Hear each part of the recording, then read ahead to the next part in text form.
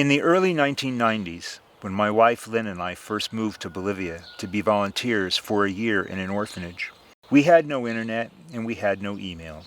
To communicate with our friends and family, we wrote long letters, sent them off across the world, and waited months for a reply. Letters are different than texts and email. They're deeper. This is a letter from me to you. Dear young people, greetings from Tikipaya. It occurred to me recently that in the course of our lives, we participate in two different handoffs from one generation to another. The first happens when we're like you, young, and we start to take on the responsibilities of the world. The second one happens when you're like me, which is a little old, and we start to think a lot more about how to help the generation that is going to replace us. I think a lot about you these days. And I think a lot about the world that my generation is handing over to your generation. If it feels like you're being handed a heavy burden, you're right. You are. Every generation inherits the challenges left to it by the last. Some of those seem as eternal as they are terrible. Racism, war, violence, poverty. But at least history offers us lessons of how these can be fought and overcome. What I worry about especially is the crisis we are leaving you that has no parallel in human history, the crisis of climate change. Humanity has lived on this planet for 200,000 years. That's 10,000 generations. And you belong to the very first generation of humanity ever to be born into a planetary crisis. All of the other calamities that we face, as hard as they are at least in human hands to solve. That's not the case with the climate crisis. We might do everything within our human power, and we have no guarantee how a wounded planet is going to respond. Whether you acknowledge it or not, the climate crisis is going to shape your lives in ways you cannot ignore and still cannot fully imagine. As I see it, as individuals and as a generation, you have three basic options. The easiest is to try not to think about it too much and hope for the best. Unfortunately, that's the option that will continue to be the most popular. Another is to see the realities ahead and seek affluence as a shield against the worst impacts. For the people and nations that can protect themselves with money and privilege, this will also be a popular option, even as billions of others are left outside those walls to fend for themselves. Then there is the third option, to join with others and to take action. Those of you who take this course will be following in the footsteps of all the noble people who looked at the challenges of their time and acted, from sitting in at segregated lunch counters to working for peace in the face of war. I've been an activist since I was a teenager, and I have had the incredible luck to be a part of some amazing and powerful citizen movements all over the world. The movement to end the wars in Central America, the fight for immigrant rights in California, battles against the injustices of globalization in Bolivia, and the global effort for climate action and justice. To decide to take action on the climate crisis is no small thing. So here are three things that I encourage you to think about as you take that step. The first is the nature of the crisis we face. Your generation is already among the most informed people there are about the climate crisis. You know that the basic science is a settled matter. In reality, climate denial isn't driven by science at all, but by resistance to the things that must be done. And most of you know very well the causes of climate change, the deadly combination of burning fossil fuels and cutting down the forests that used to capture that carbon. And the impacts that climate change brings with it, droughts and flooding, threats to our food supply, extreme weather, sea level rise, melting glaciers, to name a few. But what is much less understood are the ways in which the climate change crisis is going to impact the lives of some people much more than others. In some respects, we are all on the same boat, the boat of this fragile planet, but we are not all in the same seats on that boat. One group of people who are going to be hit the hardest is the world's children. In the run-up to the UN Climate Conference in Paris in 2015, I worked with UNICEF on its report on climate and children. What UNICEF found is that children aren't just hit hard because we are turning their futures into the stuff of scary science fiction. They are hit harder than adults right now. When food and water get scarce, the health impacts on their growing bodies can last a lifetime. Children suffer more in heat waves, are less able to escape from deadly flooding, and they also have the misfortune of living in much higher numbers in the world's most at-risk places. And it isn't just children. What climate change does is take almost every inequity in our midst and make things worse. Women, indigenous people, people of color, poor people, and poor countries, all of these people and others are set to bear a burden far higher than anyone else. In a crisis with so much at stake, those with advantages and privilege are going to find ways to protect themselves in ways others can't. Bet on it. The harshest burden of all will fall on those forced to flee their homes by climate change's worst effects. By some serious estimates, we may be dealing with more than 100 million climate refugees by the century's end. That's 20 times the current refugee crisis in Syria.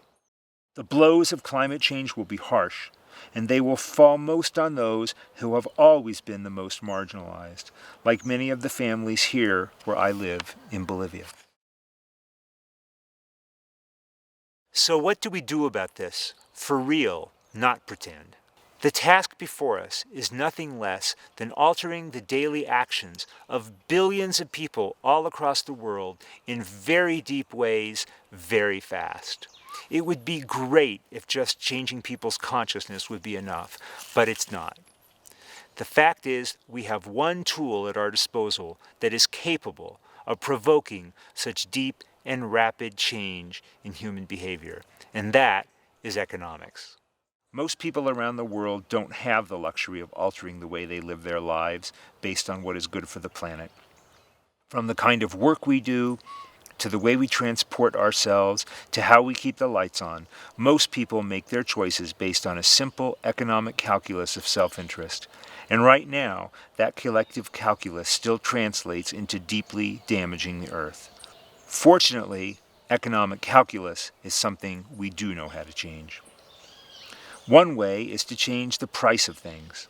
The principle here is simple. What damages the planet should cost a lot more than it does, and what heals the planet should cost a lot less. That means building the environmental costs and benefits into a whole set of basic choices by applying taxes on what we need less of, like gas-guzzling cars, and offering subsidies for what we need more of, like clean energy.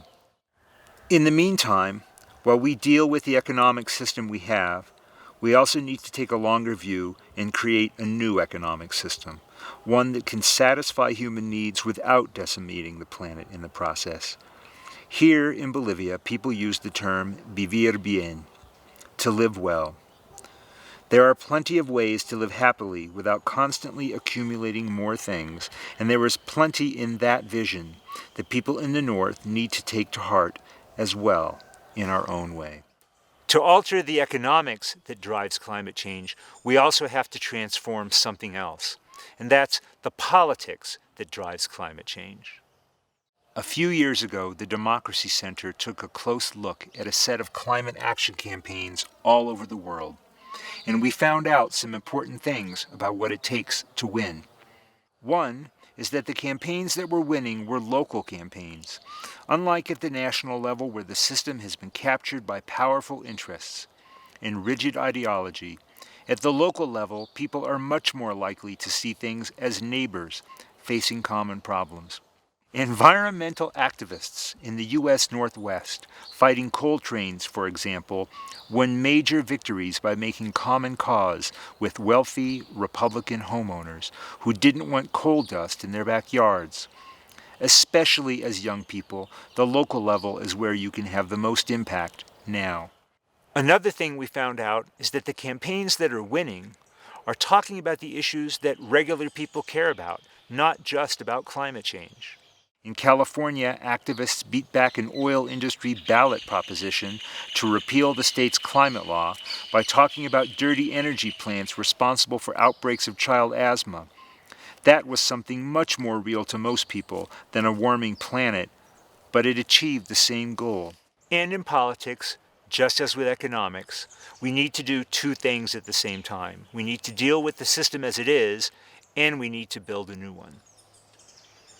And when it comes to politics, we need to take aim at the ways in which big money is chipping away at our democracy piece by piece. That's something that affects a lot of issues, but climate change in particular. But that means more than just winning reforms to keep big money out. It also means using our creativity and new tools of social media to create different ways of running and winning that don't require you to have big money. If we do that, we will create a whole new kind of political leadership, and there really will be a revolution. And here is the other thing we need to do beyond economics and politics. We need to create the alternative ways to live on our planet that do not destroy it, and we need to make those ways really attractive and popular. Here is how change happens. Crazy people do it first. The good ideas float to the surface and then they get copied. Never think you are crazy by being different. More likely, you're building the future. Finally, there's this question. How do we sustain ourselves for a lifetime of activism in the face of a crisis unlike any that humanity has ever faced? The struggles over war and violence and racism have always been difficult and will always be difficult, but they do come with one advantage. But in those struggles, activists usually get to see the concrete fruits of their labors, even if it takes a long time. Climate change will be different. We might work with great energy and great heart for years, but we will never know what impacts our work has had. Only future generations will know. To be an activist on climate change is an act of faith. So how do we keep that faith? First, we can take strength and joy in the power of joining together and being a part of community.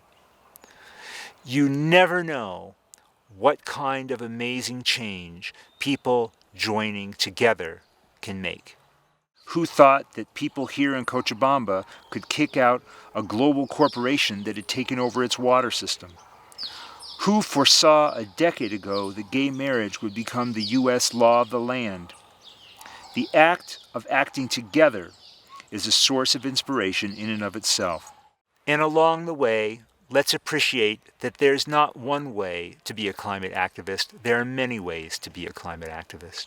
Some are radical, some are mainstream, some are political, some are about education, some are about business and technology. All of these things have value, and we need to respect our differences and see that we are part of one common struggle. Second, be strategic in your activism. A millennia ago, Sun Tzu wrote in The Art of War, "Strategy without tactics is the slowest route to victory. Tactics without strategy is the noise before defeat." The future cannot afford for our climate activism today to be just the noise before defeat. The Democracy Center website has a whole library of material to help you become more strategic in your activism and to help assure that what you do is as effective and as impactful as it is passionate and committed. Third, and this is a personal one for me, connect with the power of solitude and silence in nature. On almost every Wednesday morning for years, I ride my old bike across the dirt roads of my village to a small grove of trees, and there I sit for an hour in silence. Nothing recharges us as well as the habits and the sounds of nature taken in calmly, or reminds us as deeply what is at stake for the future. There's also something else important here, and that's generational purpose. The U.S. President, Franklin Roosevelt, spoke of this to my parents' generation in the depths of the Great Depression and in the years leading up to the war against fascism they were called on to fight. He said, "There is a mysterious cycle in human events. To some generations much is given, of other generations much is expected. This generation of Americans has a rendezvous with destiny. I believe that your generation has exactly this kind of rendezvous with history. You and young people all over the planet have been called on by destiny to do nothing less than save the world. Future generations are going to look back on this moment as the key moment, and they are going to look back on your generation as the key generation. I believe in you, and I promise that for however many years I have left on this earth, I have your back. Sincerely, Jim Shultz. This is my dog Lola. Lola, come here. Come here, come here, come here.